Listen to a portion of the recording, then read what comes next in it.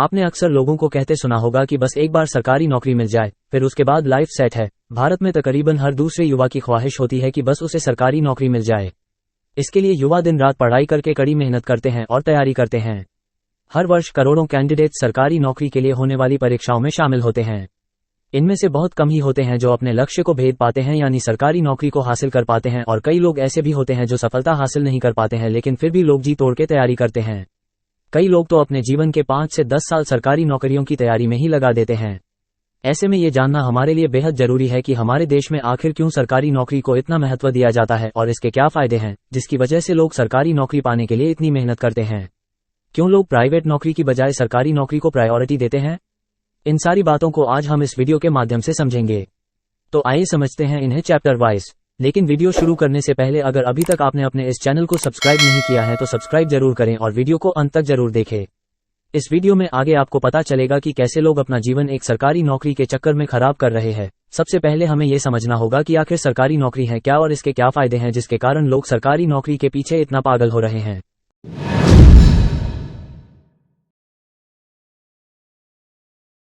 सरकारी नौकरी हर उस नौकरी को कहते हैं जिसमें व्यक्ति केंद्र अथवा राज्य सरकार का कर्मचारी होता है। सरकारी नौकरी के अंतर्गत यूपीएससी, बैंक, रक्षा, रेलवे, एसएससी, राज्य सेवा, पीएसयू, शिक्षक से लेकर कई प्रकार की नौकरियां आती हैं।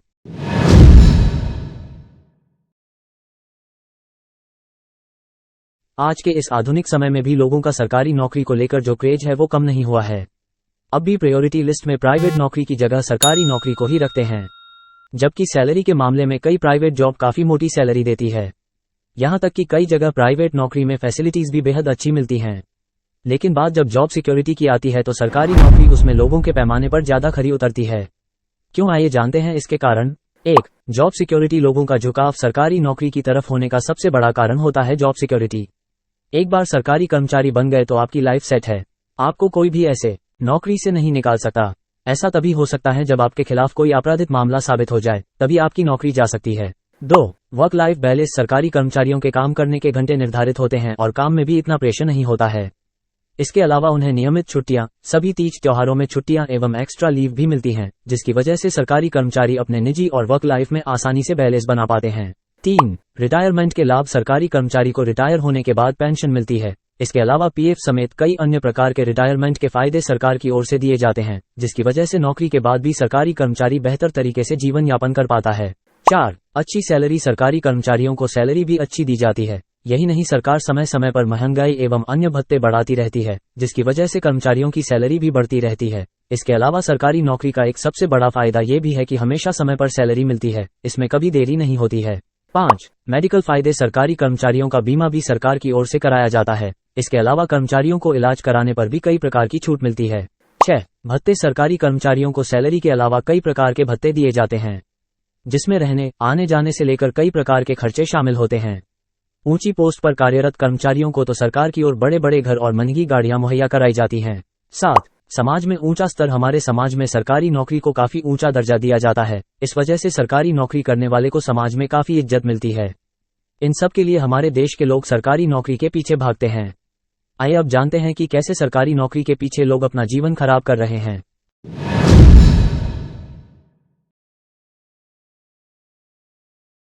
भारत की 1.3 बिलियन की आबादी इसे दुनिया का दूसरा सबसे अधिक आबादी वाला देश बनाती है।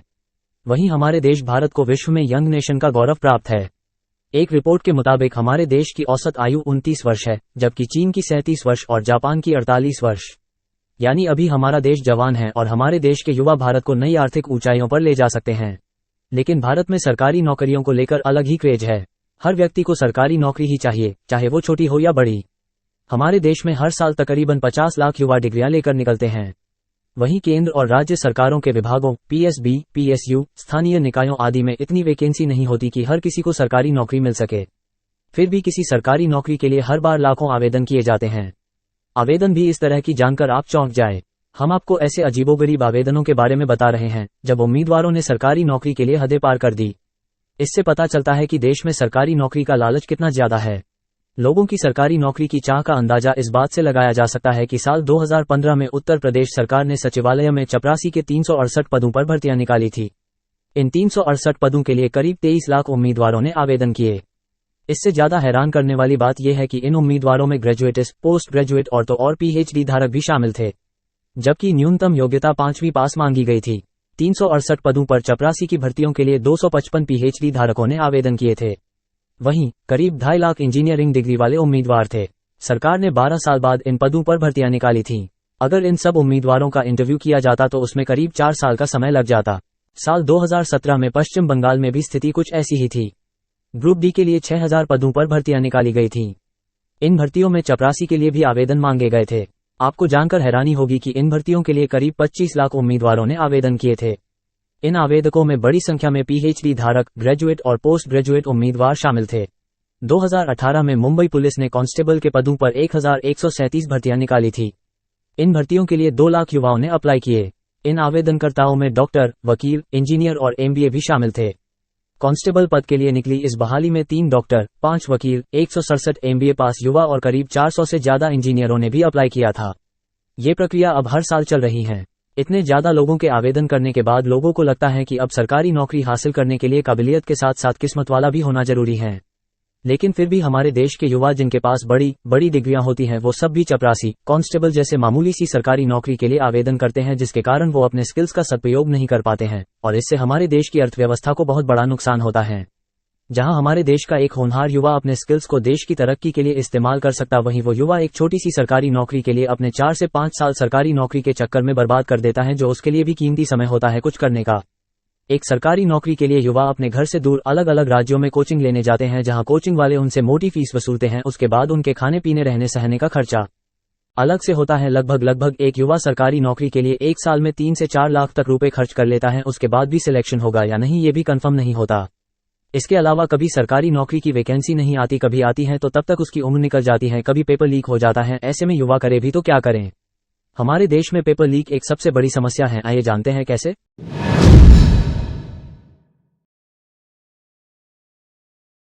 देश में पेपर लीक कितनी बड़ी समस्या है, इस बात का अंदाजा इसी से लगाया जा सकता है कि पिछले 7 साल में लगभग 70 पेपर लीक हो चुके हैं, जिसका असर 1.5 करोड़ छात्रों पर पड़ा।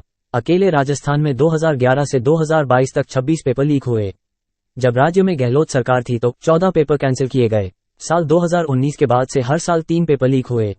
वहीं उत्तर प्रदेश की अगर बात की जाए तो साल 2017 से 2022 तक 8 पेपर लीक हुए। इतना ही नहीं, ऑनलाइन रिक्रूटमेंट, अपटेट, पेट जैसे भी पेपर लीक हुए। गुजरात में 14, पश्चिम बंगाल में 10, बिहार में 6 बार पेपर लीक हुए। अब देश में शायद ही कोई राज्य बचा है जहां कभी कोई पेपर लीक ना हुआ हो। ना ही कोई कम्पिटिटिव एग्जाम ऐसा है जो पेपर लीक माफिया से बचा है। ऐसा लगता है मानो प्रतियोगी परीक्षाओं और पेपर लीक का चोली दामन का साथ हो गया है। हर साल 3 करोड़ छात्र प्रतियोगी परीक्षाओं की तैयारी करते हैं। सालों तक जी तोड़ मेहनत करने वाले युवाओं का जब परीक्षा का वक्त आता है तो पता चलता है कि पेपर लीक हो गया है और परीक्षा रद्द हो गई है। इसके साथ ही उन युवाओं की महत्वाकांक्षाओं का भी अंत हो जाता है। ये ट्रेंड इतना कॉमन हो चुका है कि देश में बड़ी से बड़ी भर्ती और प्रतियोगी परीक्षा में इस बात की कोई गारंटी नहीं ले सकता कि पेपर लीक नहीं होगा। दरअसल हमारे देश में पेपर लीक अब एक संगठित उद्योग का रूप ले चुका है, जिसका ब्लैक मार्केट साइज हजारों करोड़ रुपए है। पेपर लीक की घटनाएं केंद्र और कई राज्यों में कानून बनने के बाद भी जारी हैं।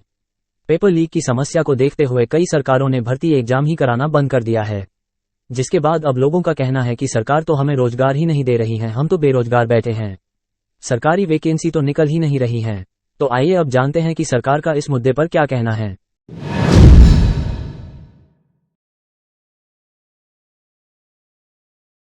साल 2014 से अब तक सरकारी नौकरियों के लिए 22.05 करोड़ लोगों ने अप्लाई किया था, लेकिन इनमें से सिर्फ 7.22 लाख लोगों को ही नौकरी मिली।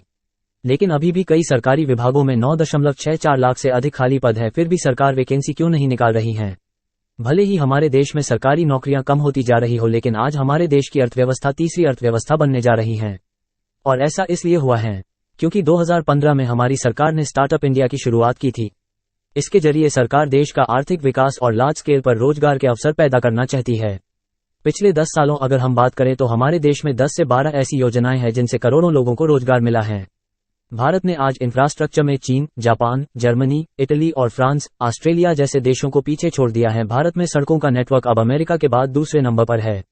पहले 100 किलोमीटर रोड रोज बनता था, आज 200 किलोमीटर बनता है। पहले देश का रोड नेटवर्क 91,287 किलोमीटर था, अब ये बढ़कर 1,45,240 किलोमीटर हो गया है।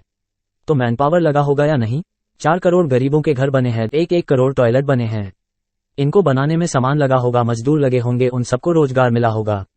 मुद्रा लोन के तहत करीब 43 करोड़ लोन्स दिए गए।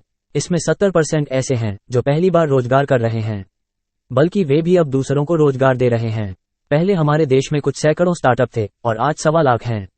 पहले हवाई जहाज में बैठने वाले लोगों की संख्या कम थी, आज 1000 नए हवाई जहाज का ऑर्डर देना पड़ा है। आज बद्रीनाथ, केदारनाथ की यात्रा के लिए जो लोग जा रहे हैं वो संख्या करोड़ों में पहुंच गई है। भारत के लोग शादी के लिए विदेश में जा रहे हैं। अगर 5 ही अमीर लोग होते तो इतनी शादी विदेश में कैसे करवाते। ऐसे में हमारे देश में बेरोजगारी है, ये शब्द बड़ा बेतुका सा लगता है। आज जो युवा डॉक्टर, वकील, इंजीनियर और MBA की पढ़ाई करके भी कांस्टेबल की भर्ती के लिए आवेदन कर रहे हैं, वो बाद में इन पदों पर लगने बाद अपनी स्किल्स का उपयोग नहीं कर पाते हैं। इसलिए हमारी सरकार ऐसे युवाओं को उनके स्किल्स का सदुपयोग करने के लिए प्रोत्साहित करती है। आज विश्व के सभी देशों में सरकारी नौकरी तेजी से घट रही है, जिसमें पड़ोसी चीन सबसे आगे है। इस दौरान अमेरिका में भी सरकारी नौकरी घटने की रिपोर्ट आई है। वहीं एक तरफ जापान है, जहां के लोग हफ्ते में औसतन 60 घंटे काम के लिए जाने जाते। ऐसे में हमारे देश के जवान देश को आगे बढ़ाने के बजाय सरकारी नौकरी के पीछे भाग रहे हैं।